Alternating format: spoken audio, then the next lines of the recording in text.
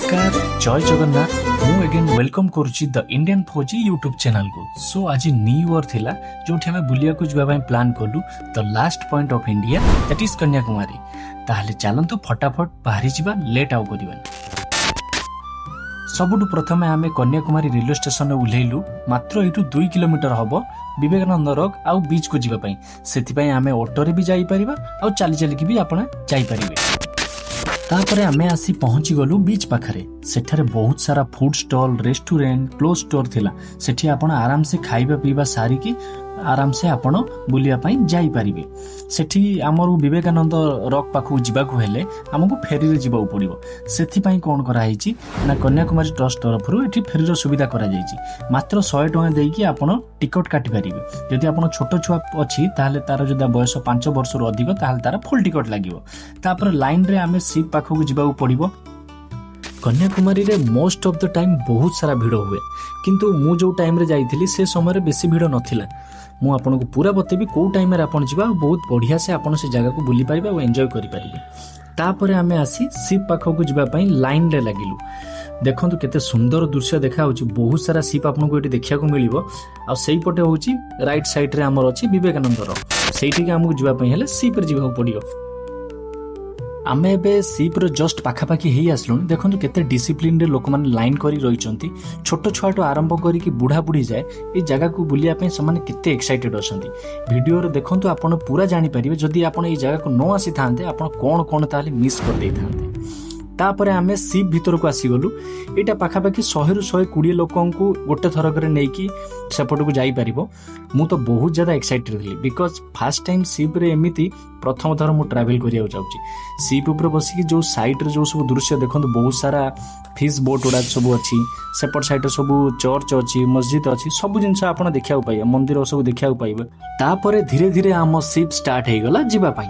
Ship भीतर बस कि जेते बेले कन्याकुमारी रो सराउंडिंग को देखिली से एक्सपीरियंस आ से जो फीलिंग्स थिला ना बहुत बढ़िया थिला। समस्त एते हैप्पी थिले जे केही ए मोमेंट को मिस करिया को बिल्कुल भी चाहू नथिले। सेथि पई समस्त के सेल्फी के वीडियो नबारे लागि गले। मते तो एम्ति फील आस्ताय जिमिति मो गोटे फिल्म रो हीरो आउ समुद्र ऊपर बसी राज करछि। किंतु जहा भी को सेते बेले से शिप समुद्र पानी आउ जो समुद्र जो पवन एमिति फील हुए जेमिति यह माने याटू केबे एते शांत मु केबे फील आगुर करि नथिले। एई भले आपन को फील हो। एबे मु बुझी पारुछि स्वामी विवेकानंद कन्याकुमारी रे गोटे पत्थर ऊपर बसी कि ध्यान काहे करथुले। तार सबुठ बड़ कारण हैला एठाकार शांति वाला परिवेश। जोंटी भारतर सीमा शेष हो जाउची विवेकानंद सेठी बसी कि भारतर भविष्य को देखि पारथिले। सतरे विश्व विजय विवेकानंद सेथि पई सब बेले ग्रेट एवं सब युवपीढ़ी को पई आदर्श होई कि रहिबे। तापरे सेठी ओल्हेई सारी कि गोटे टिकट काउंटर रे आपन को 30 टका दे गोटे टिकट काटिया पड़िबो ग्लास ब्रिज जिबा पई। मु जानि छी आपन बहुत एक्साइटेड अछनी ग्लास ब्रिज देखिया पई, किंतु ता आगुरु विवेकानंद का स्टैच्यू देखिया पई हमें लाइन लगई। देखंतु एठी मंदिर डिजाइन रे बना जाईची। या भितरे विवेकानंदଙ୍କର गोटे विराट बड़ गोटे स्टैच्यू अछि। एठी बाहर जोता रखिबा पई स्टैंड भलिया अछि। सेठी जोता रखी कि आपण ऊपर को जांतु। खरारे पाद गुड़ाक आमर सेते बेले ताती जाउथला, बट समुद्र पवन रे ठंडा जुगुरु हमु टिके टिके भलो भी लागुथला। तापरे आमे धीरे धीरे सीढ़ी देकी आमे विवेकानंद को स्टैच्यू देखिया पई आगु बढ़िलु।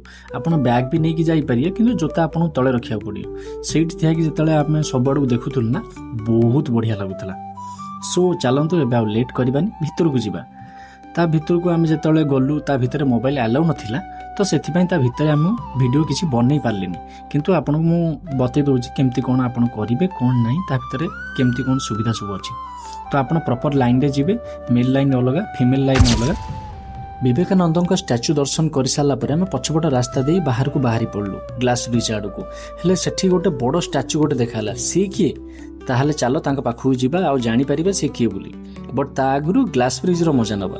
मु फर्स्ट टाइम पे ग्लास ब्रिज रे देखिली, बट यहाँ आगुरु मु ब्रिज ऊपर पानी को जंप करछि ट्रेनिंग टाइम रे। बट एटा केमती लागुछि सेथि पई मु देखिया पई बहुत एक्साइटेड थिली।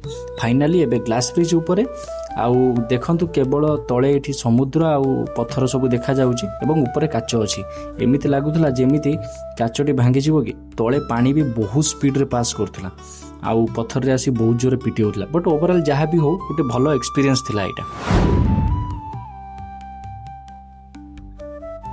तापर ग्लास ब्रिज आम क्रॉस कर सारिक आरपट साइड को आसीगलु से ठिया होगी आम देखुँ ये पूरा केते सुंदर देखा जाउछि माने ये लोकेशनटा माने एते शांत लगुला और एते बढ़िया लगुला आपन को रिकमेंड करी पक्का थरे ये जगह को निश्चय आसंतु।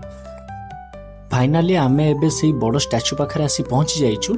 एटा पाखापाखि 130 फुट भाया हम से स्टाच्यूटा हूँ जड़े तमिल कवि और दार्शनिक थिरुवल्लुवरंकर। तापर आम सेठी जाइकी जेमिति जाइथिलु आम सेही भलिया आम रिटर्न करिकी आम बाहर को आसीगलु।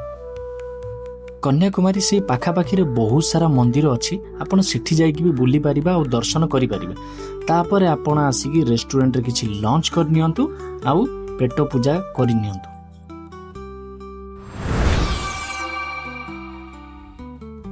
फाइनाली एबे आमे आसी पहुंची गलु आमर वीडियो रो क्लाइमैक्स रे आउ सबुठु इम्पोर्टेंट पार्ट रे जोटा हैला त्रिवेणी संगम जोठी आमर बे ऑफ बेंगल अरेबियन सी आउ इंडियन ओशन तीनटा जागो एठी मिसिकी एठी त्रिवेणी हेची। सो चलंतु आमे से लोकेशन को जिबा आपण वीडियो रे देखंतु आपन को बहुत बढ़िया लागिवो। सेठी आपन को विषय रे मु डिटेल्स कहबी। एठी बहुत सारा किछि मंदिर माने भी अछि आपन जोठी आपन आराम से जाइकी बुली भी पारिबे। गोटे सत कथा कहबी मु बस कैजुअली कन्याकुमारी एमती बुलिया पय आसी आइथिली बट जानि नथली एमिति हो बुली। बहुत किछि एठी मु आसला परे एठी सिखिबा को पाइली। हेले आपण माने ए जगह को काहे के आसीबा आ कोन एठी पाइबे ए जगह को आसले आपण मान को कोन बेनिफिट होबो मु एबे आपन गोटे गोटे करी कहि दोछि। फास्ट हैला आपनकर माइंड रिलैक्स हो। सेकंड रे हैला मेंटली पीस। 3 नंबर रे विवेकानंद रॉक देखि परिबे। 4 नंबर रे हैला कुमारी टेम्पल एवं अन्य मंदिर गुडा सब आपन देखि परिबे। 5 रे हैला आपन फेरी शिप रो मजा नै परिबे। आ 6 नंबर रे हैला सनराइज आ सनसेट जोटा कन्याकुमारी रो सबुठु इंपोर्टेंट दृश्य सेठिरो भी आपन एठी मजा नै परिबे। आ 7 नंबर 3टा समुद्र रो मिलन स्थल बा संगम। आ 8 रे एठी आपण पूर्व पुरुषंकर पिंडदान करि परिबे अस्थि विसर्जन सब करि परिबे। एई भलिया किछि रहिछि ए जगार खासियत। आपण एठी थरे आसंतु आ थरे एठी देखिकि जांतु आपन को केमिति फील होउछि निश्चय आपण आसीकि मते कमेंट रे मतामत निश्चय देबे। जदि आपण ट्रेन रे आसीबा को चाहुचंती आपण को डायरेक्ट ट्रेन मिली जिवो कन्याकुमारी रेलवे स्टेशन जाय। नहले आपण जदि चेन्नई साइड रे आछंती या फिर अलगा साइड रो भी आछंती ताहले आपण नगरकोइल जाय भी आसी परिबे। नगरकोइल रेलवे स्टेशन उल्ले सारिबा परे आपण को कन्याकुमारी जिबा पई बस मिली जिवो या फिर आपण को पैसेंजर लोकल गाड़ी मिली जिवो। फ्लाइट रे जदि आपण आछंती ताहले त्रिवेंद्रम एयरपोर्ट आपण को सबुठु पाख होबो जोटा कि पाखापाखि 100 किलोमीटर होबो कन्याकुमारी ठारो। रेलवे स्टेशन रु सेठी उल्ले सारिबा परे मात्र 2 किलोमीटर भलिया होबो आमर विवेकानंद रॉक आउ बीच रे जिबा पई। एबे एठी आपन को रहिबा खाइबा पई बहुत सारा लॉज अछि आपन को बहुत सारा रेस्टोरेंट वगैरह मिल जिवो होटल वगैरह मिल जिवो तो सेथि पई आपन को किछि प्रॉब्लम होबनी। आ जदि एठी आसीबा टाइम कथा मु कहबी ताहने क्लाइमेट एठी सबुले नॉर्मल थाए आपन सबु समय रे आसी परिबे। ताहले लेट काई करचंती फटाफट आसंतु ए जगह को बुली की जाहंतु। आ जदि एते बाट जाय आसी गलेनी वीडियो रे ताहले वीडियोटा को लाइक आ चैनल टा को सब्सक्राइब करि दियंतु। ताहले देखा हबो आउ गोटे वीडियो रे।